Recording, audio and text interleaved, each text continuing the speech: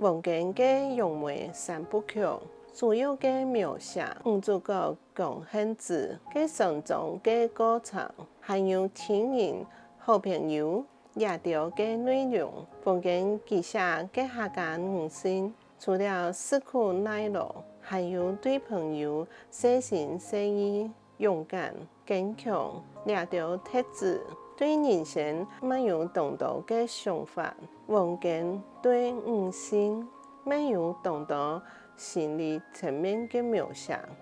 其小说底背有同道係描写